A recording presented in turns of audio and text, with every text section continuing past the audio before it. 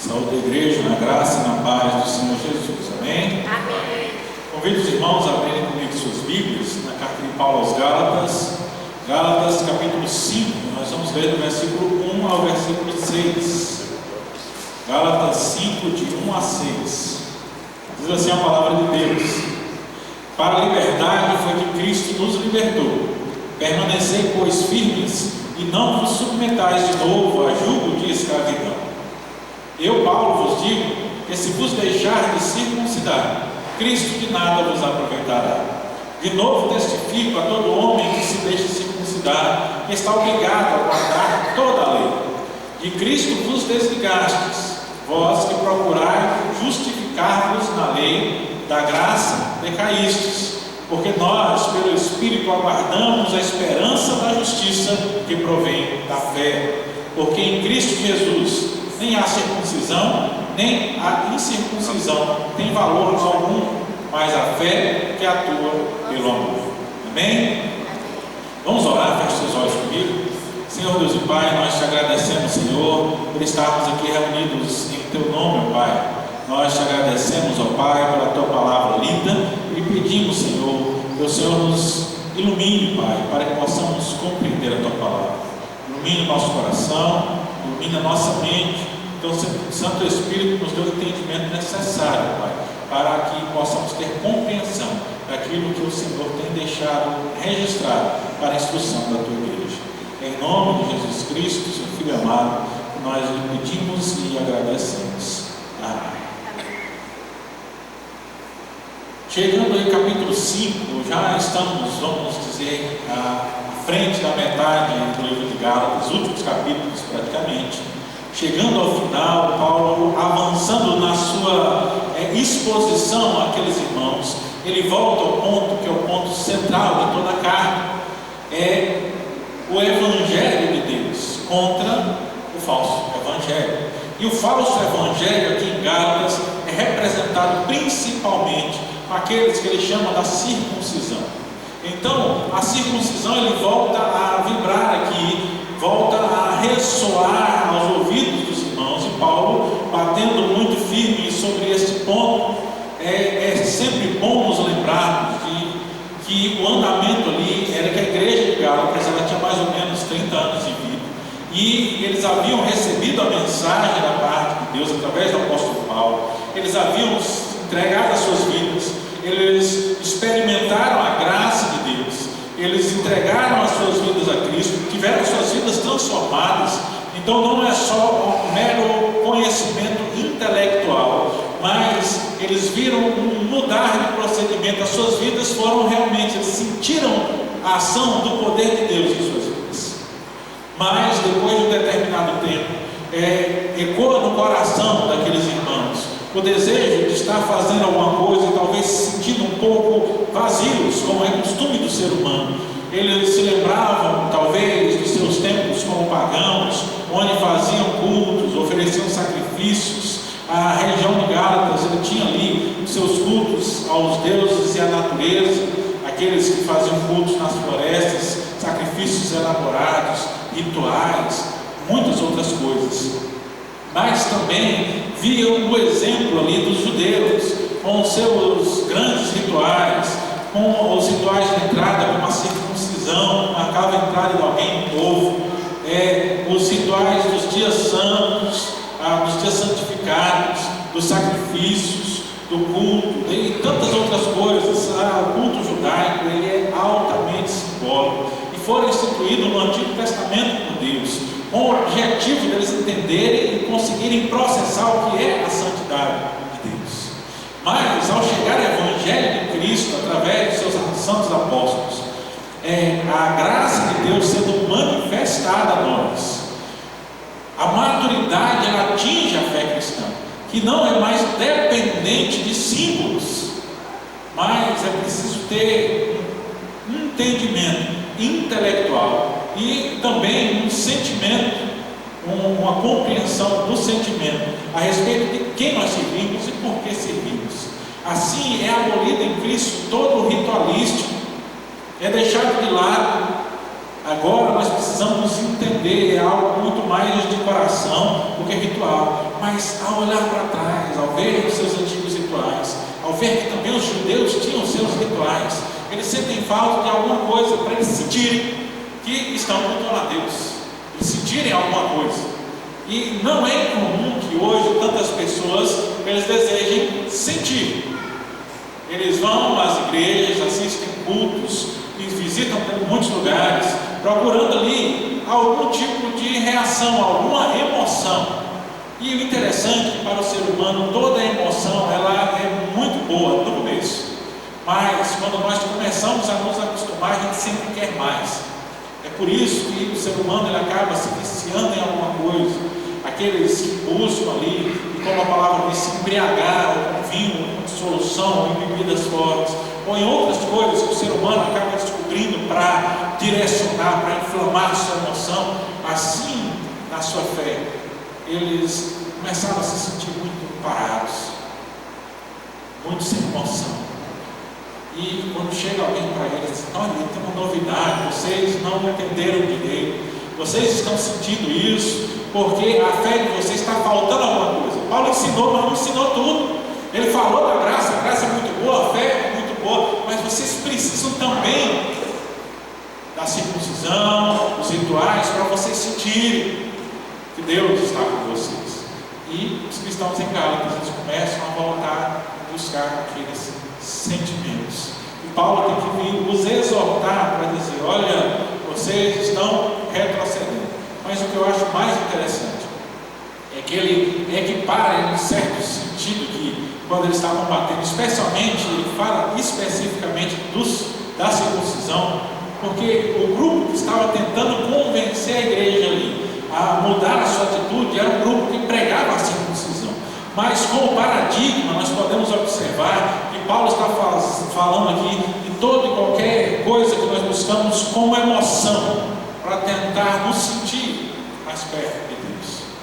Ele fala que o coração do homem é enganoso, assim como diz no Antigo Testamento, e desesperadamente corrupto. Uma frase que ecoa pelas palavras dos grandes reformadores, quando, por exemplo, João Calvino diz que o coração do homem é uma eterna fábrica de ídolos. Mas Paulo tem que dizer: olha, se vocês caírem nessa, vocês estarão se obrigando novamente a buscar a Deus através desses rituais. Então, em primeiro lugar, acho que a primeira parte do texto, no primeiro versículo, ele dá o ponto central que ele vai desenvolver através de todo o texto até o versículo 6. Na verdade, esse nosso texto aqui, ele iria até o versículo 12, só que está dividido para nós meditarmos em duas partes. A primeira parte ele vai enfatizar esse graça e lei. Na segunda parte que ele vai jogar muito mais na busca por tentar conseguir o favor de Deus com as nossas próprias mãos. Mas aqui o versículo 1 ele dá um tom de tudo isso, quando ele diz: para a liberdade foi que Cristo vos libertou, permaneceis pois firmes e não vos submetais de novo a jugo de escravidão. Paulo nos apresenta aqui uma escolha. Ele estava escrevendo para os cristãos em Gálatas por conta da escolha que eles estavam fazendo. Eles estavam ali falseando, variando, titubeando entre uma coisa e outra. Eles tinham conhecido a graça, eles conheceram a fé, eles estavam buscando a Cristo, mas quando lhes é apresentado aqui alguma coisa que eles podiam se sentir melhor, eles começam a pensar: eu vou ou eu não vou? Eu faço ou não faço? Eles queriam experimentar. Hoje, se você falar sobre salvação, as pessoas dizem: não, tudo muito bem. Mas se você disser para elas assim, com convicção: olha, se você fizer esse sacrifício aqui, se você fizer andar de joelhos, se você for até tal lugar, se você der tanto de oferta, você colocar não sei quantos reais aqui, Deus vai se agradar de você. As pessoas são tendenciosas a fazer esse tipo de coisa, porque no seu coração ele quer ter o controle, ele quer sentir que ele está oferecendo algo. Nós temos dificuldade em nos sentir amados se nós não damos nada em troca, porque nós refletimos em Deus aquilo que há nos nossos próprios corações. Nós costumeiramente acusamos o outro daquilo que nós mesmos fazemos, e nós colocamos Deus nessa situação ao tentar achar que só vai nos ser favorável se nós dermos alguma coisa em troca. Mas assim nós estamos pedindo Deus pela nossa própria regra. E Paulo chama a atenção aqui dizendo: olha, cuidado, Cristo nos libertou para a liberdade. Eu gosto quando nesse livro de Paulo nós encontramos essas repetições de palavras. Para a liberdade foi que Cristo vos libertou. O chamado é: não abdiquem desta liberdade. Não deixem essa liberdade para trás. Aqui é uma figura comum na época, que na época tinha a figura do escravo. Só que o escravo, ele não era como nós conhecemos. Eu sempre gosto de citar isso. A escravidão, como é conhecida na história brasileira, ela não tem nada a ver com a escravidão que aconteceu por muitos séculos e desde o começo da humanidade. Muitas pessoas elas viviam escravas. Era uma escravidão que não tinha a ver com cor da pele ou status social. Eram escravos aqueles que eram conquistados em guerra. Eram escravos aqueles que adquiriam dívidas e, por não conseguir pagar a sua dívida, a sua vida era entregue à escravidão para quitar essa dívida. Mas a gente voltar especialmente ali em Israel, em algumas regiões ali próximas, existia a escravidão por dívida, que ela era delimitada. A pessoa ela devia muita coisa e ele era entregue como escravo para trabalhar por um determinado tempo. Especialmente a lei judaica, ela determinava que todo escravo, no ano de jubileu, que era o ano que completava 50 anos, ele era libertado de toda a escravidão. Então, tudo aquilo que ele era colocado para pagar a dívida, no ano de jubileu, ele era libertado. E existiam os juízes ali em Israel, que quando eles iam entregar alguém à escravidão por conta de alguma dívida, estabelecia-se o tempo em que aquela pessoa deveria servir como escravo. Mas o que acontecia? Quando esses escravos completavam o seu tempo de trabalho, eles podiam fazer uma escolha.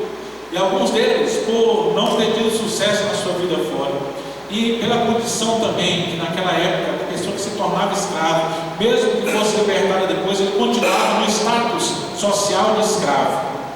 Se você vê na Bíblia falando escravos e libertos, os libertos eram a mesma coisa dos escravos. Só que eram escravos que tinham sido libertados, mas eram considerados da mesma classe social.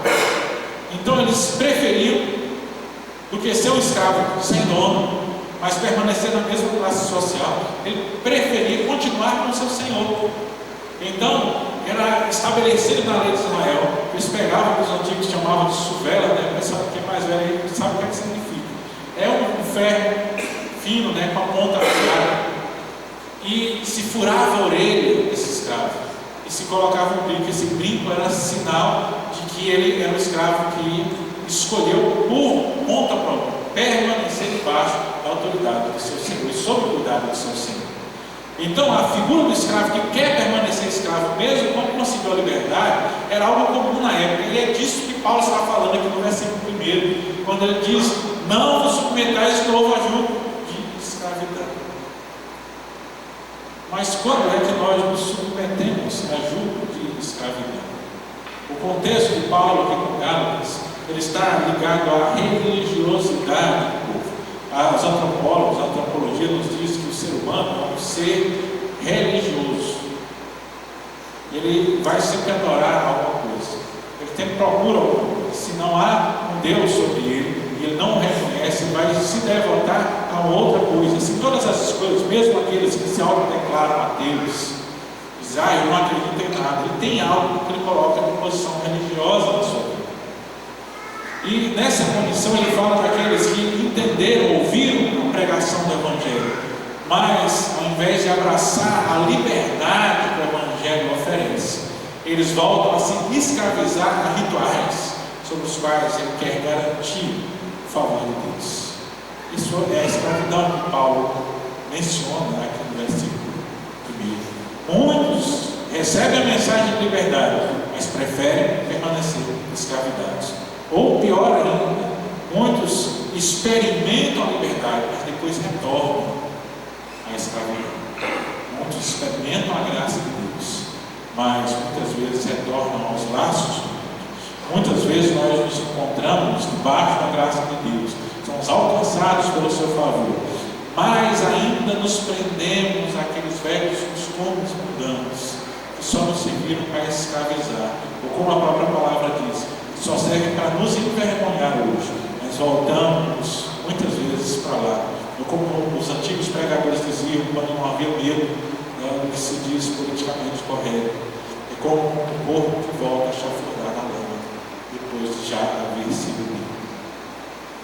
Então, Cristo nos libertou. A primeira coisa que ele nos disse: não nos deixemos submeter mais uma vez. Seguindo, versículo de número 2, Paulo adverte o que é que significa esta escravidão. Eu, Paulo, vos digo, versículo 2, que se vos deixar de circuncidar, Cristo de nada vos aproveitará. De novo eu testifico a todo homem que se deixe circuncidar, que está obrigado a guardar toda a lei. De Cristo vos desligastes, vós que procurais justificar-vos na lei da graça, decaístes.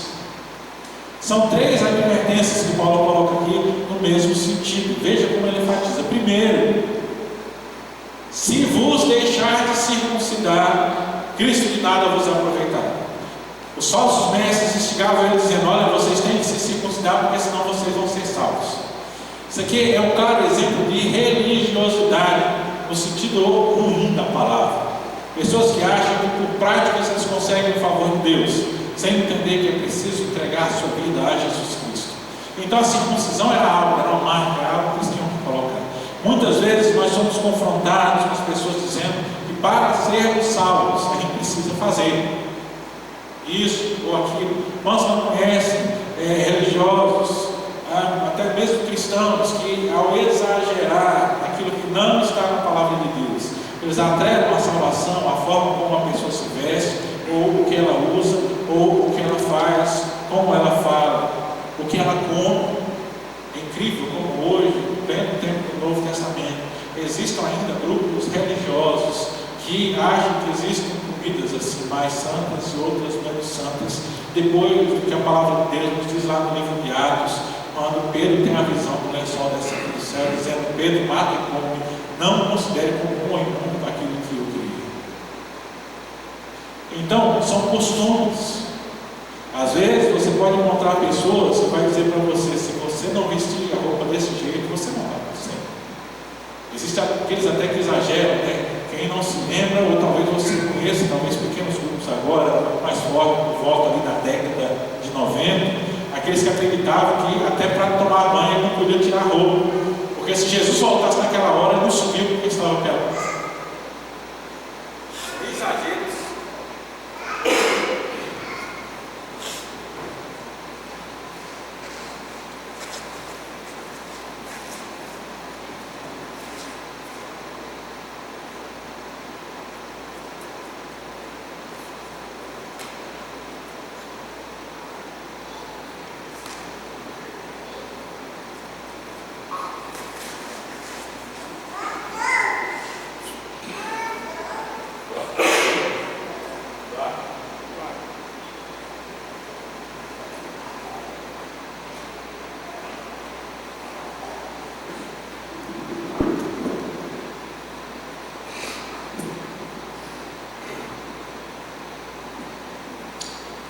Vou pegar um outro meio aqui que é regular para mim.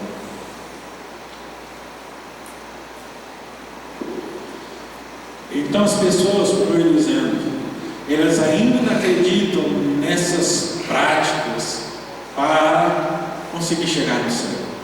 E são levados por muitos mestres que ficam colocando condições.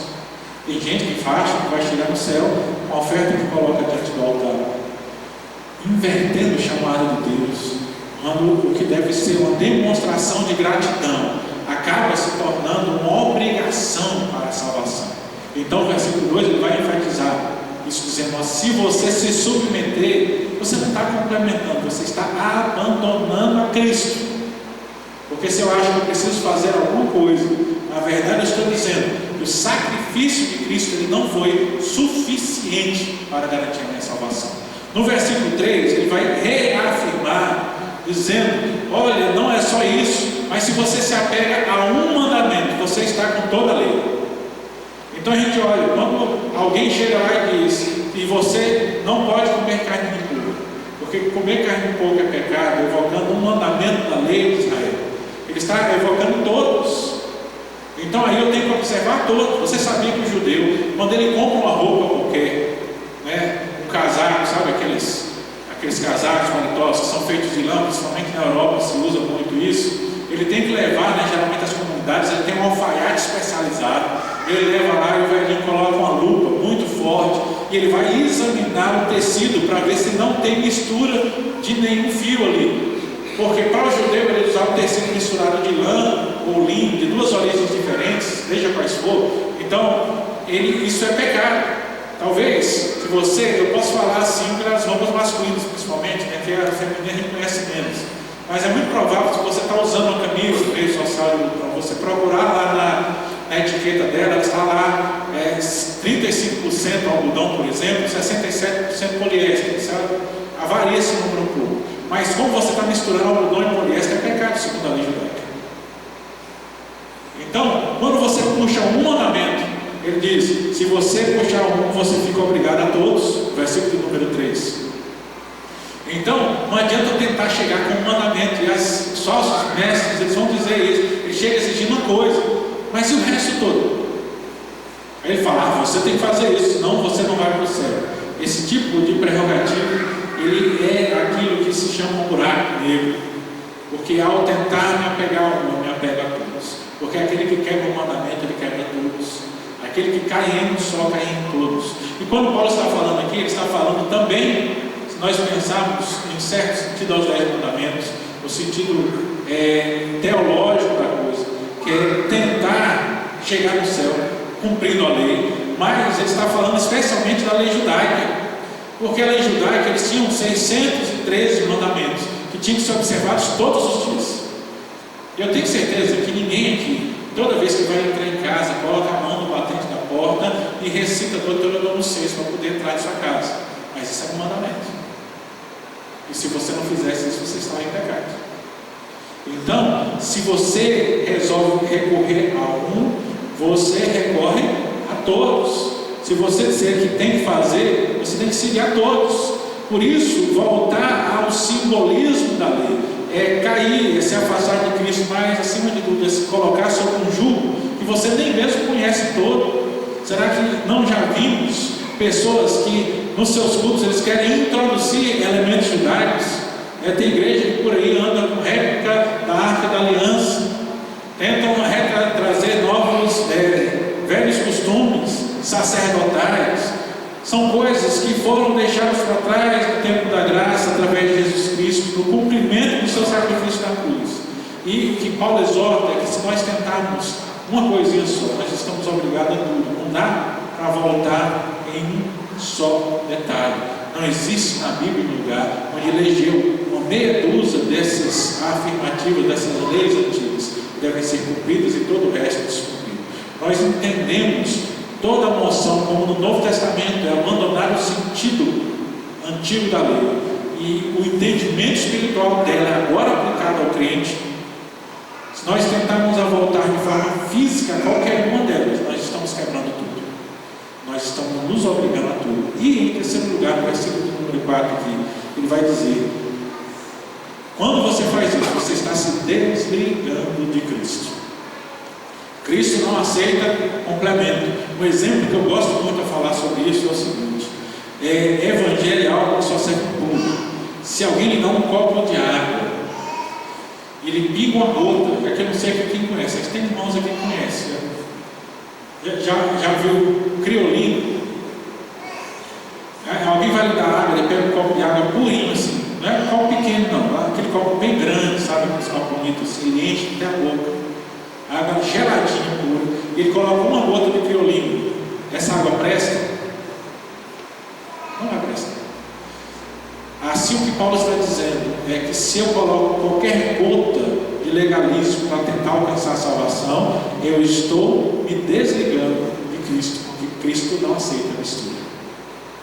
Então, voltar à lei é abrir mão daquilo que nós recebemos com graça de Deus. Cristo nos libertou, nós não podemos voltar à lei. A lei não é complemento para nada. A lei ela foi deixada deixado para trás. E aí nós precisamos entender o sentido, como eu falei no começo, da lei e da graça. Porque Paulo está falando aqui da volta do povo a velhos rudimentos. Só que são velhos rudimentos para quem? Para eles. Eles eram pagãos, se tornaram cristãos. Só que agora eles estão indo para o judaísmo. Só que eles estão achando que no judaísmo eles estão avançando. Só que na verdade eles estão regredindo. Porque àquela altura o judaísmo representava a mesma coisa que a religião pagã da antiguidade representava para eles. É um caminho diferente para nós. É um atalho que as pessoas acham que podem tomar para chegar a Cristo. Mas não existe atalho para Deus. Só existe uma porta, é Jesus Cristo. Só existe um caminho, é Jesus Cristo. E o mundo, eles têm tentado nos dizer isso. Tem tentado nos vender a ideia de que todos os caminhos levam a Deus. Isso é um engano. Se nós formos olhar, todos os outros caminhos levam à condenação. Só um caminho leva a Deus. E esse é Jesus Cristo. Porque Ele mesmo nos afirmou: eu sou o caminho, a verdade e a vida.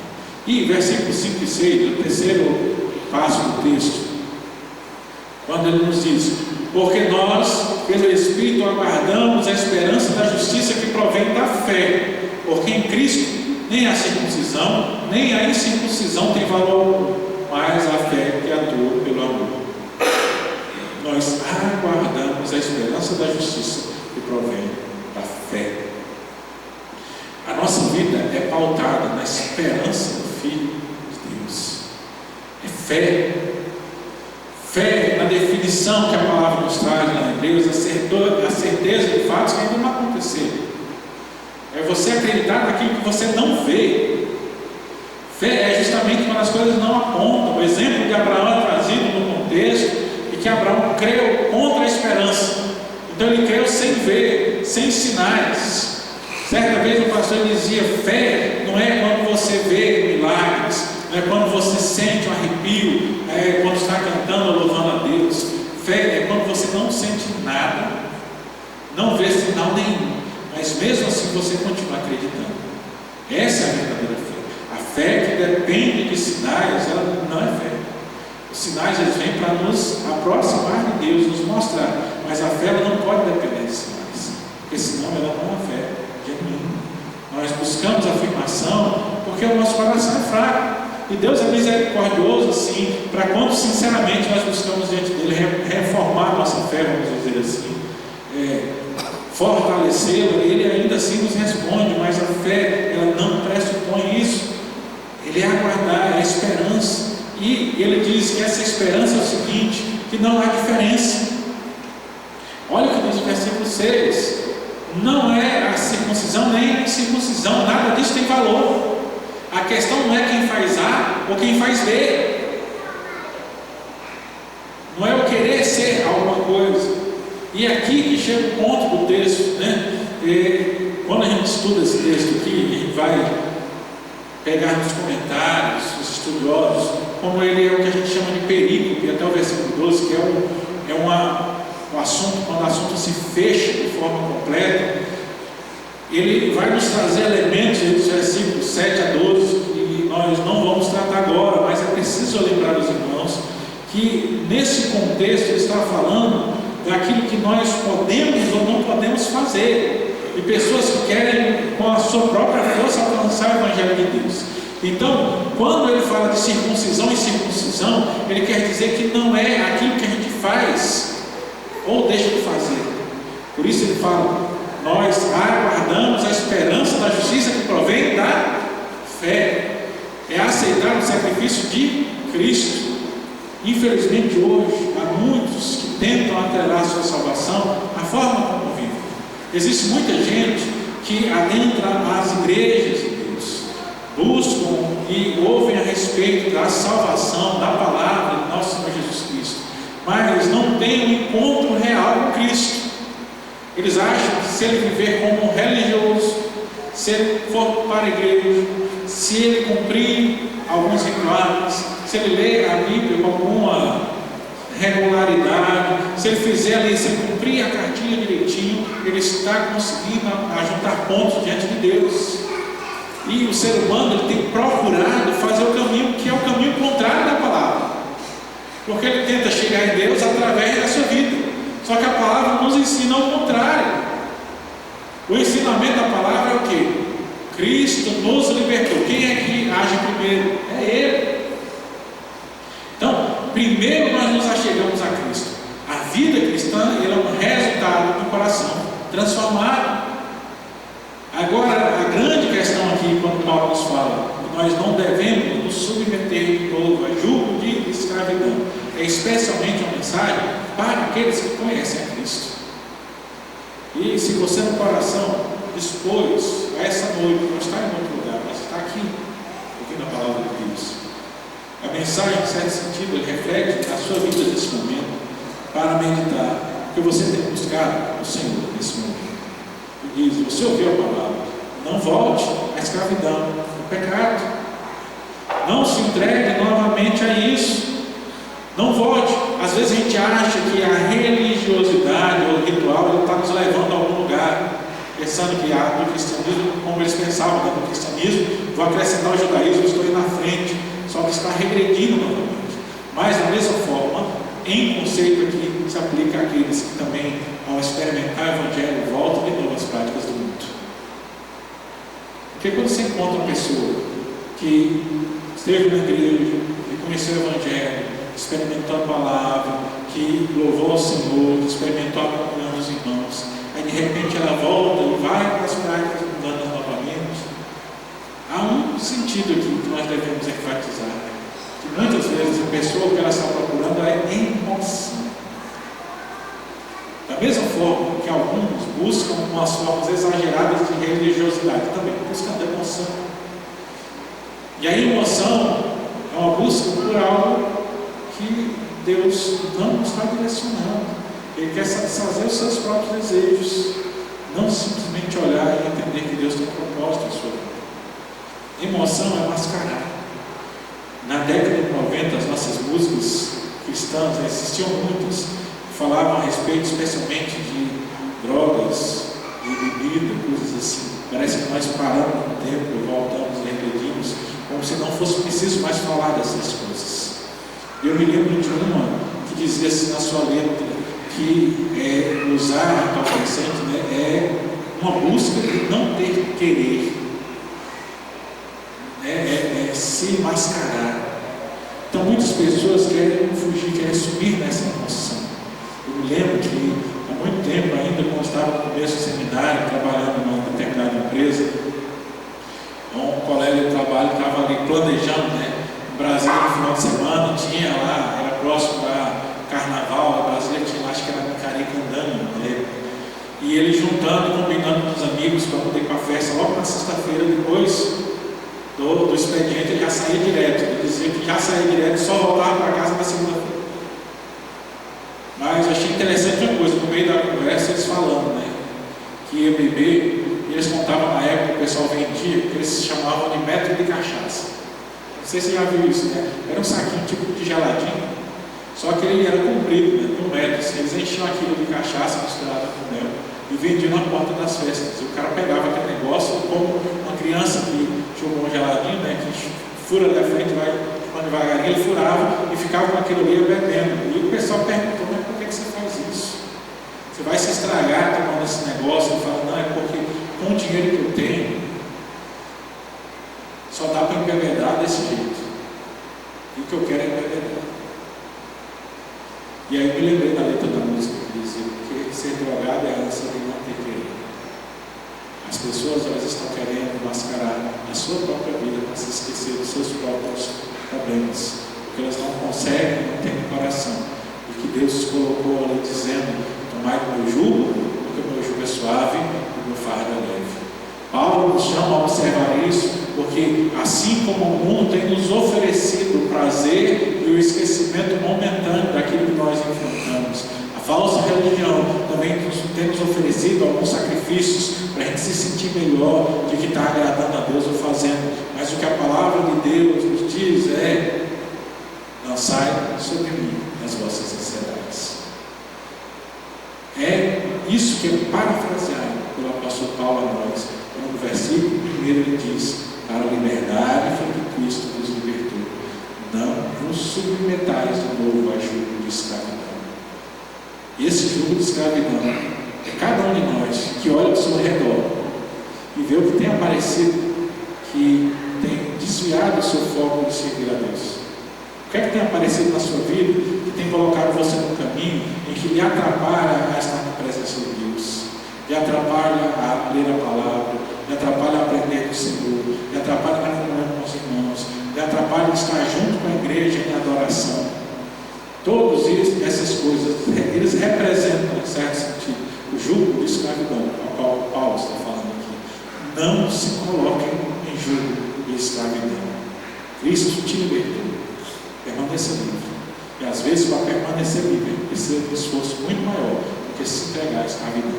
Porque a própria psicologia nos diz: o ser humano ele é muito ambientado, ele prefere muitas vezes o mal conhecido do que o bem desconhecido. E nós somos muitas vezes forçados a fazer como os caranguejos. Você já viu o pessoal na região, lá onde tem, o pessoal pega caranguejo, você já viu como é que eles fazem com os caranguejos? Eles vão com o balde e eles vão tirando o caranguejo e eles jogam dentro do balde. É um balde pequeno, esse balde comum, 20 litros assim, ele vai jogando caranguejo ali dentro. Você vê o caranguejo é um bicho grande, né? Ele sobe, tem as pinças que agarram, mas ele vai jogando o caranguejo lá e nem sai de dentro do balde. Porque toda vez que um caranguejo ele tenta sair do balde, os outros que estão lá embaixo puxam ele de volta e não deixam ele sair. Ele não se contenta. O outro pode ir com a liberdade. Se ele não pode ir, o outro não vai também. O mundo é exatamente do mesmo jeito. A escravidão, ela age da mesma forma na nossa vida. Quando você tenta se libertar, ele está tentando te puxar para baixo. Então é preciso esforço para cumprir a advertência do apóstolo Paulo. Cristo te libertou. Não se submeta de novo a jugo de escravidão. Saia dessa escravidão. É o chamado de Deus para nós não deixarmos que essas coisas nos atrapalhem servir ao Senhor. Amém? Feche seus olhos comigo. Senhor Deus e Pai, nós te agradecemos, Senhor, por estarmos aqui reunidos em Teu nome, Pai. Nós te agradecemos, Senhor, pela Tua palavra e pedimos o auxílio do Teu Santo Espírito, Pai, para que Ele possa complementar em nossos corações a Tua Santa Palavra. Nós ouvimos, Pai, mas aquilo que é pronunciado pelos nossos lábios, ele nunca está completo, porque ele só pode ser complementado pela ação do Teu Espírito Santo no coração. Não são as meras ondas sonoras que viajam nos nossos ouvidos, mas como no nosso coração o Teu Santo Espírito nos faz compreender. Porque Ele vai nos fazer compreender a verdade e como essa verdade é aplicada em nossa vida. Nós olharmos para os exemplos, para aquilo que nós estamos fazendo, para aquilo que tem se apresentado a nós, e a gente entender como encaixá-los na verdade da Tua Escritura, que é proclamada dentro de nós nesse momento. Pai, só com o auxílio do Teu Santo Espírito, nós podemos ter sucesso, Pai, em não nos submeter de novo a jugo de escravidão. Por isso nós lhe pedimos, Pai, não deixe, Senhor, que o mundo venha nos enredar mais uma vez.